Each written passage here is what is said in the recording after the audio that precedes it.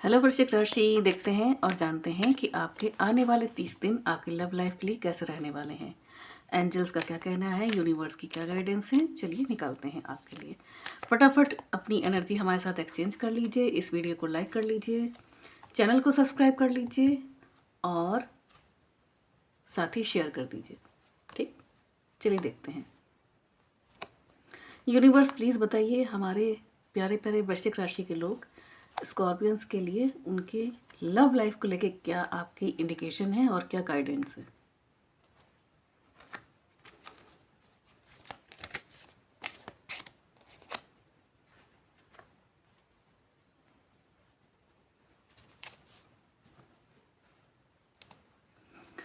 Bottom of the deck है death. Death को हम लेते हैं as a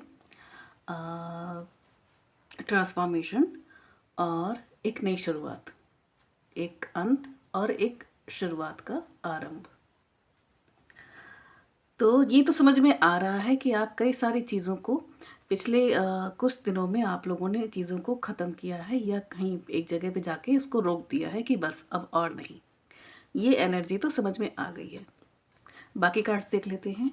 night of vents,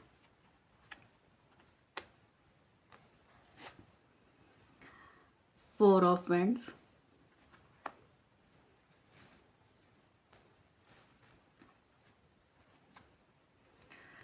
three of vents, wow,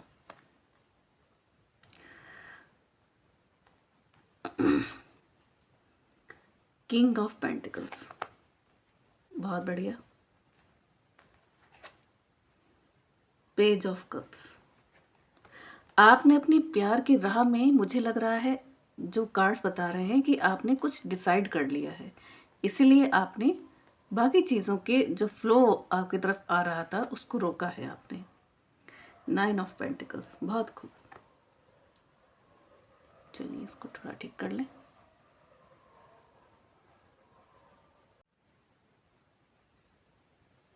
वृश्चिक राशि, सबसे पहले तो देख लेते हैं आपका पास्ट कैसा रहा। ठीक, पास्ट के लिए हम देख रहे हैं कि आपके पास नाइट ऑफ वैंड्स और फोर ऑफ वैंड्स, ये दोनों ही कार्ड आए हैं। ये दोनों कार्ड बहुत अच्छे होते हैं, बहुत ही पॉजिटिव होते हैं।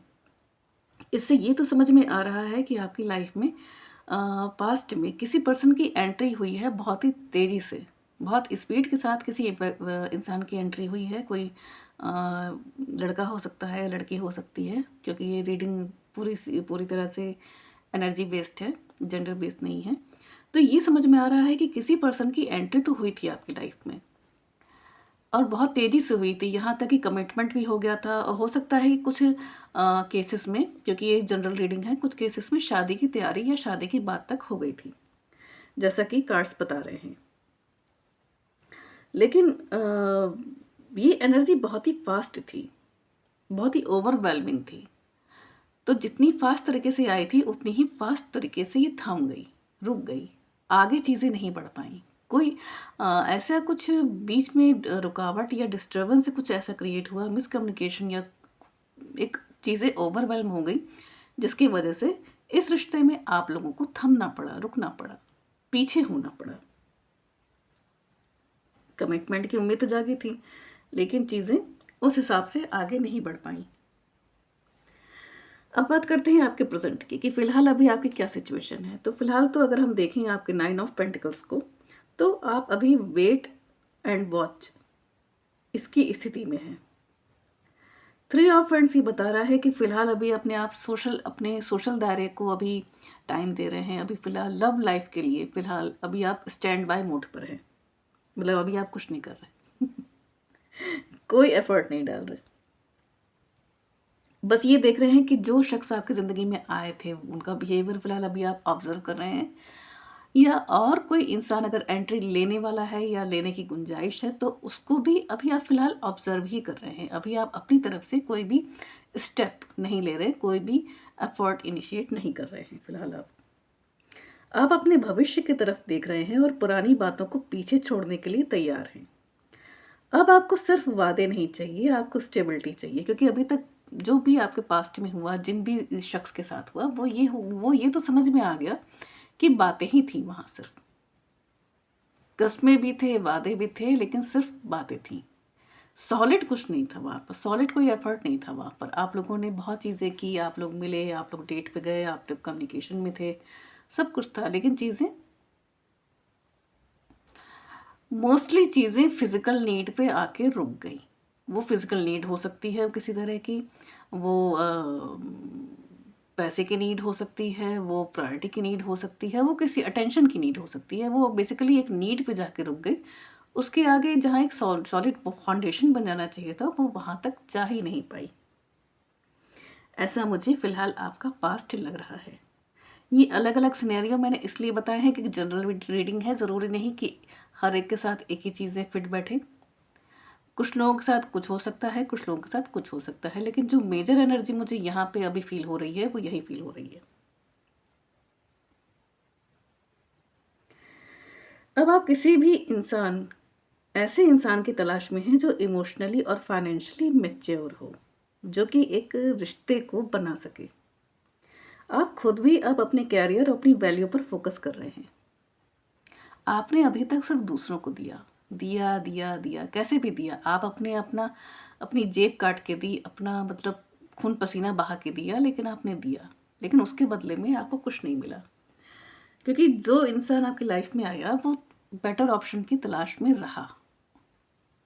देखिए, सच्चाई है, कड़वी है मगर सच्चाई है। इस तरह की सिचुएशन बनी आपकी लाइफ में।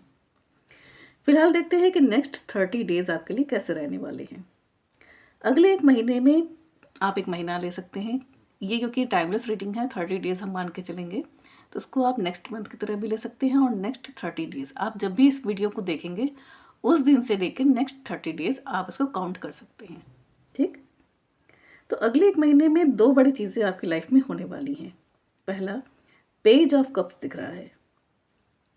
ये दिखा रहा है कि कोई नया इमोशनल ऑफर, मैसेज या अपॉलजी आपकी तरफ आ सकती है।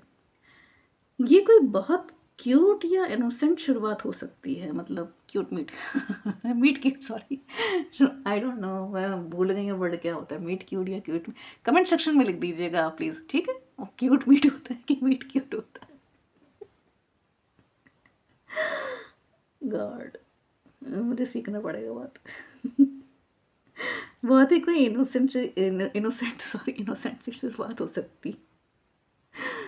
पेज ऑफ कप्स एक नई शुरुआत दिखा रहा है आपके लिए।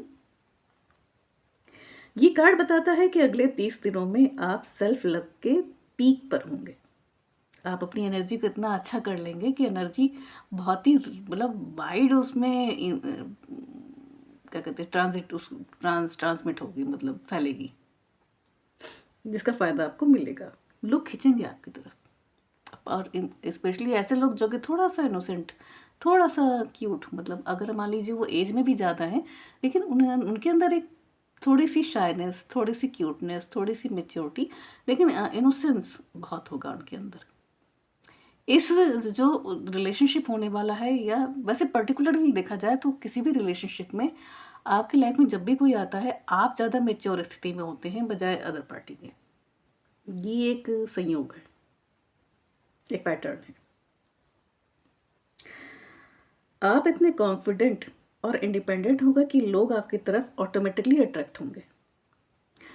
आपकी एनर्जी बहुत हाई होगी, इसलिए केयरफुल रहिएगा एनर्जी वैम्पायर से, ठीक।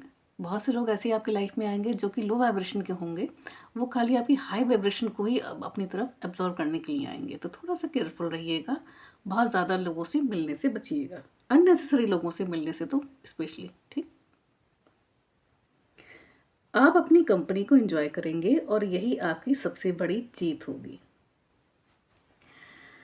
अब देखते हैं कि बॉटम ऑफ द डेक, यह हमारा जो हिडन कार्ड है डेथ, वो क्या कहता है।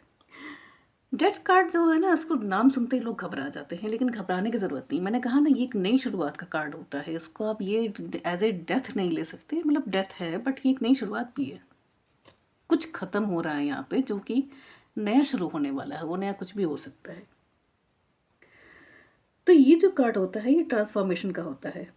और क्योंकि ये वृश्चिक राशि का ही कार्ड है, इसका मतलब है कि आपकी लव लाइफ में एक बहुत बड़ा साइकिल ख़त्म हो रहा है, कार्मिक पैटर्न ही ख़त्म हो रहा है, ताकि एक बेहतर शुरुआत हो सके। जो पुराना दुख या अटैचमेंट आपको रोक रहा था वो सब अब खत्म होने वाला है। आप चीज़ों को एक बेहतर, एक खूबसूरत अंत दे करके एक अच्छी शुरुआत करने वाले हैं। तो वृश्चिक राशि वालों, तैयार हो जाइए एक नए बदलाव के लिए। अपने ऊपर ध्यान दें और नए मौक़ों का स्वागत करें। आपको अगर ये रीडिंग पसंद आई हो तो वीडियो को लाइक करें, अपनी राय कमेंट में ज़रूर लिखें।